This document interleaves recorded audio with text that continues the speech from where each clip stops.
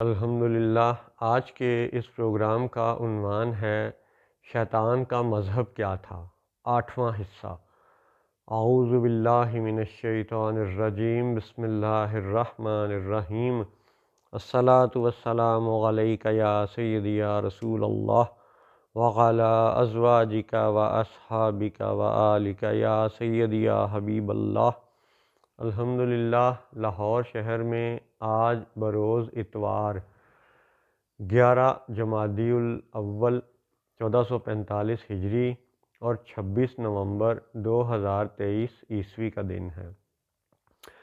پچھلے پروگراموں میں سجدہ آدم کے حوالے سے بات جاری ہے، انشاءاللہ آج بھی اسی پہ مزید بات کریں گے۔ پہلے تو سب سے یہ وضاحت کہ اہل سنت و جماعت کا یہ عقیدہ ہے، ایمان ہے کہ سجدہ آدم غیر اللہ کو کروایا گیا سجدہ تھا، اللہ کے حکم سے تھا، لیکن آج اس آخری شریعت میں اور اب تا قیامت تعظیمی سجدہ منع کر دیا گیا ہے۔ اب تعظیمی سجدہ حرام ہے، یہ ہمارا ایمان ہے۔ یہ تھی وضاحت۔ لیکن سجدہ آدم کو سمجھانے کے لیے جو باتیں کی جا رہی ہیں تو سننے والے کسی دوست کے ذہن میں یہ خیال نہ جاگے کہ بھئی شاید یہ افضل جو ہے یہ تو قبر پرستی اور شخصیت پرستی کی طرف لے جا رہا ہے قوم کو۔ نہیں، ایسا نہیں ہے۔ اللہ کے فضل سے ہم اللہ کی عبادت کرنے والے ہیں اور محمد الرسول اللہ صلی اللہ علیہ وسلم کی اطاعت کرنے والے ہیں، الحمدللہ۔ اس وضاحت کے بعد اب ہم پھر بات کرتے ہیں سجدہ آدم کے حوالے سے کہ جب اللہ تعالیٰ نے حکم دیا فرشتوں کو کہ آدم کو سجدہ کرو، تو یہ ایسی ایک دلچسپ بات ہے، ایسا ایک کمال یہ واقعہ ہے کہ اس کے کئی پہلو ایمان اور عقیدے کے حوالے سے جڑے ہوئے ہیں اور کئی پہلو آج کی اس نظام دنیا کے بہت سے موضوعات سے منسلک ہیں۔ باری باری انشاءاللہ سب پہ بات کریں گے۔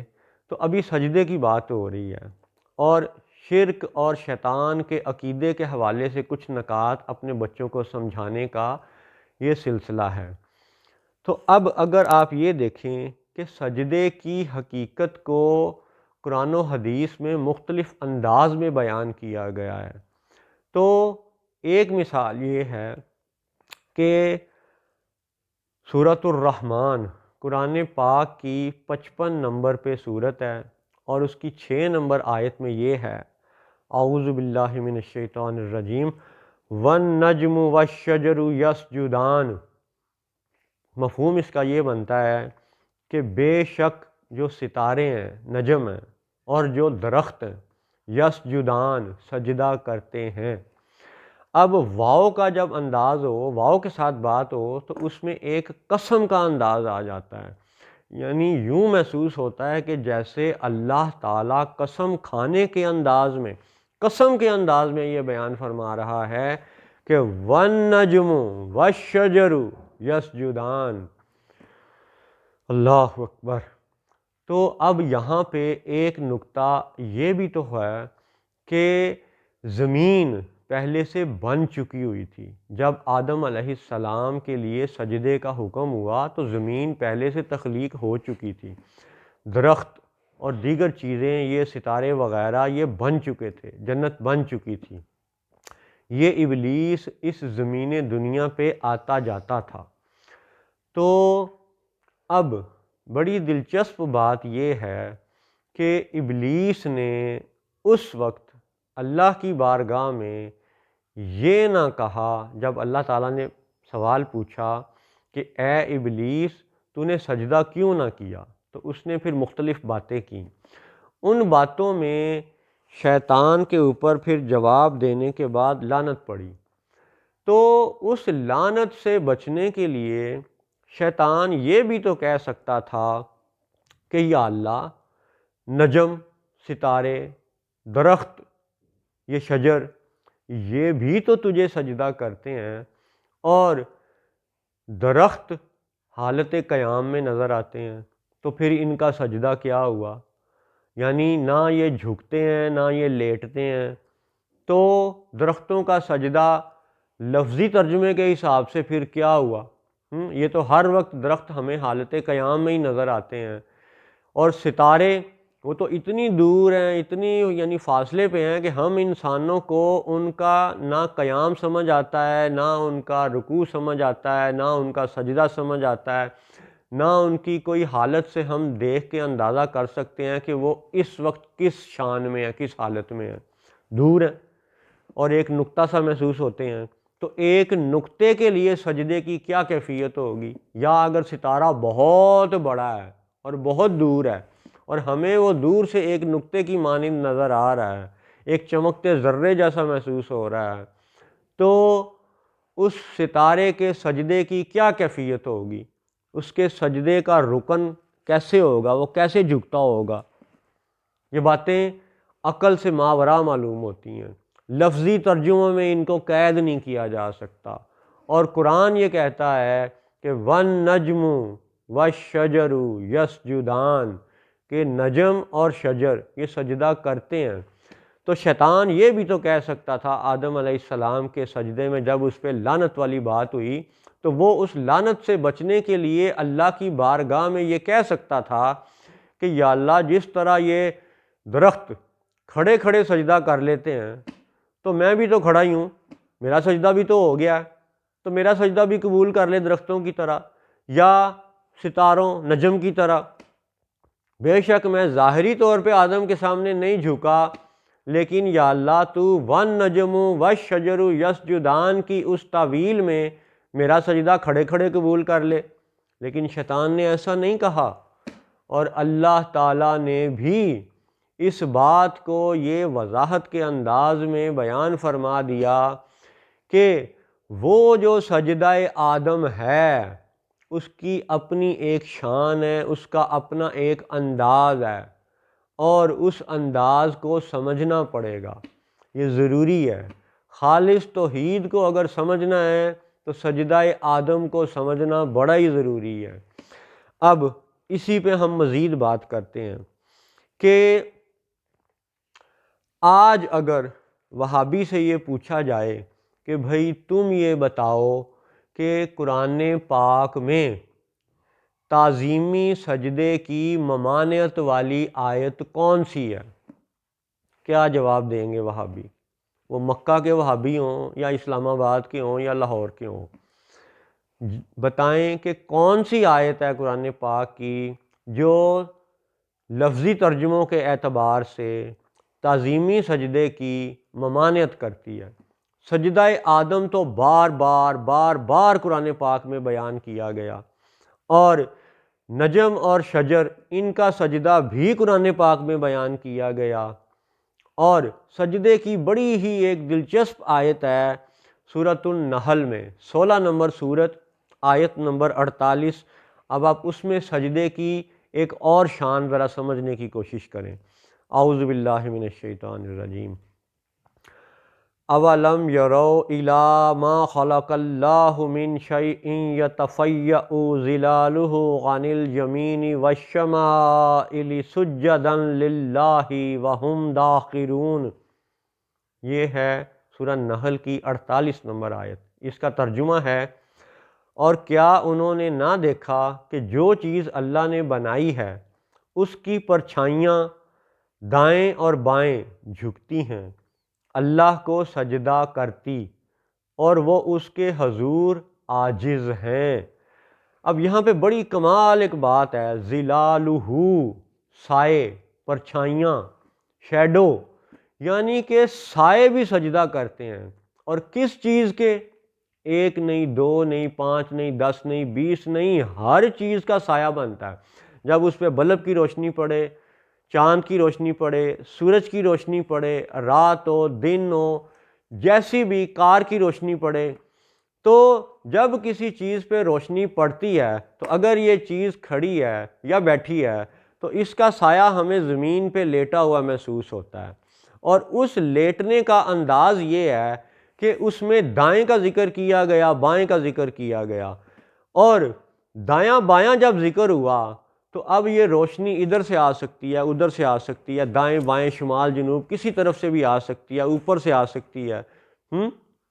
تو جب سائے مختلف سمتوں میں بنتے ہیں تو اس کا مطلب ہے سائے کے لیے کوئی ایک قبلہ مقرر نہیں کیا گیا۔ جیسے کہ ہمارے لیے ساری دنیا میں مسلمانوں کو حکم ہے پاکستان میں ہوں تو قبلے کی طرف رخ کریں، کعبہ کی طرف، افریقہ میں ہوں تو دوسرے مخالف سمت میں یعنی کعبہ قبلے کی طرف رخ کریں، یعنی افریقہ میں جو نماز پڑھے اور جو پاکستان میں نماز پڑھے ان کے منہ آمنے سامنے ہو جائیں گے۔ یعنی ہمارے لیے تو نماز کا ایک قبلہ مقرر کر دیا گیا، لیکن جو سائے اور پرچھائیاں اور شیڈو یہ جو سجدہ ہوتا ہے اس کا تو کوئی قبلہ بھی مقرر نہ ہوا۔ تو اس کا مطلب ہے کہ سجدے کے حقائق صرف لفظی ترجموں تک محدود نہیں ہیں، اس کے لیے ہمیں ذات اور ذات کے حقائق پہ غور کرنا پڑے گا، اور یہ سمجھنا پڑے گا کہ آدم علیہ السلام کو وہ جو سجدہ کروایا گیا وہ کس طرح کا سجدہ تھا، اور آج یہ جو ہم مسلمان اپنی نماز میں سجدہ کرتے ہیں اس سجدے کی خاص بات کیا ہے۔ تو آج کے اس پروگرام میں اگر اسی سوال پہ آئیں کہ تعظیمی سجدے کی ممانعت والی آیت اگر وہابی قرآن میں سے پیش نہیں کر سکتے تو بالیقین وہ یہ جواب دیں گے کہ جی یہ تو حدیث پاک کے مفہوم سے سمجھ آتی ہے کہ تعظیمی سجدہ منع کر دیا گیا۔ ٹھیک ہے، اگر حدیث پہ جانا ہے اور حدیث ضروری بھی ہے، ہم اہل سنت و جماعت بھی حدیث کو لازم سمجھتے ہیں، تو حدیث ہی میں ارشاد فرمایا گیا کہ دجال سب سے بڑا فتنہ ہوگا، اور نجد سے اٹھنے والے گروہ کے بارے میں فرمایا گیا کہ یہ لوگ قرن الشیطان ہوں گے، لہٰذا یہ دونوں حزب الشیطان ہیں، اور ان کے شیطان ہونے کی سب سے بڑی مثال یہ ہے کہ یہ اللہ اللہ اور عبادات کے حوالے سے تو اپنے آپ کو مذہبی طبقہ شو کرتے ہیں، لیکن اس حقیقت کو نہیں بتاتے لوگوں کو کہ عبادات کی قبولیت رزق حلال سے مشروط ہے۔ یعنی اگر بندہ حلال رزق کھائے گا تو اس کی نماز اور حج وغیرہ قبول ہوں گے، اگر وہ حرام رزق کھاتا ہے تو نہ نماز قبول ہوگی نہ حج قبول ہوگا۔ تو جب یہ حقیقت ہے کہ نماز اور حج سے زیادہ رزق حلال دین اسلام کا بنیادی رکن ہے، تو اس بنیادی رکن کو چھپانے والے یہ یروشلم والے بھی ہیں اور یہ مکہ والے بھی ہیں، اور انہی دونوں نے سود کے جال میں، حرام خوری کے جال میں، یعنی اللہ معاف کرے جس خباثت اور گناہ کو ماں سے زنا جیسا قرار دیا گیا، اس گناہ کو ساری دنیا پہ بینکنگ اور پیٹرو ڈالر کی صورت میں مسلط کرنے والے یہی دو لوگ ہیں، جن میں سے ایک کو حدیث پاک میں سب سے بڑا فتنہ قرار دیا گیا اور دوسرے کو قرن الشیطان قرار دیا گیا، نجد کو، وہاں سے اٹھنے والے گروہ کو، نجد سے اٹھنے والے، یہ یعنی مسلم شریف میں، بخاری شریف میں یہ قرن الشیطان والی حدیث آج بھی موجود ہے۔ اور اگر یہ وہابی یہ کہیں کہ جی وہ جو نجد کا ذکر ہے وہ تو عراق میں ہے، یہ تعویل غلط ہے۔ آپ خود دیکھ لیں کہ کیا عراق نے امریکہ کے ساتھ مل کے مسلمانوں کو جا کے دیگر ملکوں میں قتل و غارت کیا؟ یعنی کیا عراق نے امریکہ سے مل کے مسلمانوں کو قتل کیا، یا سعودیہ کے نجدیوں نے اٹھ کے امریکہ سے مل کے مسلمانوں کو قتل کیا؟ تو یہ آنکھوں دیکھی وضاحت حضور صلی اللہ علیہ وسلم کی حدیث کی آسان تعویل ہے۔ آپ دیکھ لیں کہ سعودیہ عرب کے یہ نجدی حکمران ہی تھے جنہوں نے امریکہ کو اپنے گھر بٹھایا، اپنی جگہ دی، کوریات، حفر الباطن، یہ سب ایئرپورٹ، خفجی، یہ سب ایئرپورٹ سعودیہ نے امریکہ کے حوالے کیے، اور امریکہ نے وہاں سے بیٹھ کر کے عراق پہ حملے کیے، مسلمانوں کو قتل کیا۔ 5 لاکھ سے زیادہ عراقی بچے قتل ہوئے، خواتین اس سے الگ، مرد اس سے الگ، 60 سے 70 لاکھ بلکہ 1 کروڑ کے لگ بھگ لوگ اپنے علاقے گھر بار چھوڑ کے ہجرت پہ مجبور ہوئے۔ تو اس ساری قتل و غارت میں کیا عراق کا نجد گناہ گار محسوس ہوتا ہے یا سعودیہ کا نجد گناہ گار محسوس ہوتا ہے؟ اپنی آنکھوں سے اپنے دل سے فیصلہ لیں۔ ایک اور بات کہ یہ قبلہ یروشلم مسجد الاقصی شریف یا کعبہ مکہ شریف، ان دونوں کے جو اس وقت قابض حکمران ہیں انہوں نے ہی بنی نوع انسان کو سود کی غلامی میں جکڑ رکھا ہے، اور دونوں اپنی الہامی کتابوں کے منکر ہیں۔ ایک گروہ کامن ویلتھ کا منکر ہے عملی طور پر، دوسرا گروہ بیت المال کا منکر ہے عملی طور پر، اور سود کے معاملے میں ان دونوں نے اپنی الہامی کتابوں سے اتنا کھلا کفر کیا ہے کہ اب 70 سال میں یا 80 سال میں یا 90 سال میں لوگ ان کے اس کفر کو کفر سمجھنے پہ تیار نہیں ہیں۔ اللہ کی شان ہے۔ یہ ہے زمانہ دجل کی کیفیتیں۔ اور ایک دلچسپ نکتہ یہ ہے کہ وہ جو آج یاجوج اور ماجوج کا ٹولہ ان دونوں قبلوں پر حاکم ہے، ان میں سے ایک گروہ کی دوسرے گروہ سے تھوڑی سی ایک فرق کی کیفیت بھی سن لیں۔ وہاں پہ جو یہودی ہیں، جو بینکنگ سیکٹر کے اصل مالک ہیں، وہ یہ کہتے ہیں کہ جی یہودی سے سود نہیں لے سکتا، غیر یہودی سے لے سکتا ہے۔ ہماری نظر میں یہ تحریف ہو گئی ہے، تبدیلی کر دی گئی ہے تورات میں۔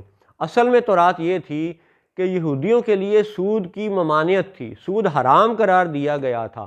بعد میں آنے والے سرمایہ داروں نے، کچھ اپنے چندوں پہ پلنے والے دین فروش اپنے ملا خریدے، دین فروش راہب خریدے، انہوں نے یہ تبدیلی کی، لکھ دیا کہ جی یہودی سے سود نہ لے، غیر یہودی سے لے لے۔ اس تبدیلی کے بعد انہوں نے دنیا کے باقی لوگوں سے، باقی قوموں سے، عیسائیوں سے، مسلمانوں سے جو ہے نا سود لینا شروع کر دیا۔ لیکن آج بھی 2023 عیسوی میں یہودی سے سود نہیں لیتا۔ اچھا ادھر مکہ والوں پہ آ جائیں۔ مکہ والے بھی نام قرآن کا لیتے ہیں، نام اللہ کا لیتے ہیں، لیکن حالت یہ ہے کہ آج بھی امام کعبہ کی تنخواہ سودی بینکوں سے آتی ہے۔ اور دوسری ظلم کی کیفیت یہ ہے جس میں کہ یہ نجدی کرن شیطان یہ اس لیے زیادہ خبیث ہیں کہ یہ مسلمان ہو کے بھی مسلمان سے سود وصول کرتے ہیں۔ ابھی یہ پیچھے MBS کی حکومت نے، یعنی سلمان کنگ کی حکومت نے، جو دراصل MBS ہی چلا رہا ہے، اس نے پاکستان کو $3 ارب سود پہ دیے تھے۔ یہ وہابیوں کو بھی معلوم ہے، ساری دنیا کے لوگوں کو معلوم ہے۔ یعنی وہاں پہ دیکھیں کہ یہودی سے سود نہیں لیتا، اور یہاں وہابی یہ مسلمان کا دعویٰ کر کے مسلمان سے سود لیتا ہے۔ یہ ہے ان دونوں قبلوں والوں کا حال، اور یہ ثبوت ہے کہ یہ الہامی کتابوں کے منکر ہیں اور انہیں سجدہ آدم کی حقیقت بھی معلوم نہیں ہے۔ پھر سے آج کے پروگرام میں 3 آیات کا یہ خلاصہ کر لیتے ہیں کہ 55 نمبر سورت 6 نمبر آیت میں فرمایا گیا وَالنَّجْمُ وَالشَّجَرُ يَسْجُدَانِ، کہ ستارے اور درخت سجدہ کرتے ہیں۔ پھر سورہ نحل کی آیت نمبر 48 میں جو پرچھائیاں ہیں، جو سائیں ہیں، جو شیڈو ہیں، ان کے سجدے کا بھی ذکر کیا گیا۔ تو پھر آج کے مسلمان کو یہ حقیقت سمجھنی چاہیے کہ آج ہم نماز میں جس طرح سجدہ کرتے ہیں، 2 پاؤں زمین پہ لگتے ہیں، 2 گھٹنے زمین پہ لگتے ہیں، 2 ہاتھوں کی یہ ہتھیلیاں زمین پہ لگتی ہیں، اور یہ ناک کی ہڈی اور ماتھا ملا کے ایک رکن ہوتے ہوئے زمین پہ لگتا ہے، تو یہ 7 رکن بنتے ہیں، 5 اور 2 7، ٹھیک ہے، 2 پاؤں، 2 ہاتھ، 2 گھٹنے اور ایک یہ ناک اور ماتھا ملا کے، تو 7 رکن جب زمین پہ لگتے ہیں تو سجدے کی ایک شرط پوری ہوتی ہے، ظاہری جسمانی کیفیت والی، اور وہ جو نیت ہے وہ بھی ایک اصل بات ہے، اور وہ 8ویں بات ہے۔ تو جب ہمارا سجدہ ان اجزاء پہ مشتمل ہے، ان ارکان پہ مشتمل ہے، تو پھر ہمارے سجدے میں اور نجم اور شجر کے سجدے میں جو فرق ہے، اس فرق کو سمجھنا اس لیے بھی ضروری ہے کہ شیطان نے اپنے آگ ہونے کا تو ذکر کیا، آدم کے مٹی ہونے کا تو ذکر کیا، لیکن شیطان نے فرشتوں کے نور ہونے کا ذکر کیوں نہیں کیا؟ اور دلچسپ آج کے پروگرام کی آخری بات یہ بھی ہے کہ اللہ تعالیٰ نے نور ہوتے ہوئے نوری فرشتوں کو سجدہ کیوں نہ کروایا، خاکی آدم کو کیوں سجدہ کروایا؟ اگر اللہ نور ہے اور بالیقین ہے تو ایک پیمانہ پیرایا تو یہ بھی بنتا تھا کہ اللہ نور ہوتے ہوئے نوری فرشتوں کو سجدہ کروا دیتا، جو پہلے سے بنے ہوئے ہیں، جو عابد ہیں، جو ساجد ہیں، اور آدم نے تو اس وقت ایک بھی سجدہ نہیں کیا تھا اور خاک سے بنے ہیں، مٹی سے بنے ہیں، اور خاکی آدم کو نوری فرشتوں کے لیے سجدے کا حکم نہ دیا گیا، حالانکہ فرشتے نور سے بنے ہیں۔ اس کا مطلب ہے کہ سجدے کے حقائق ابھی مزید ایسے باقی ہیں جو اپنے بچوں کو بتانا ضروری ہیں۔ السلام علیکم ورحمۃ اللہ وبرکاتہ۔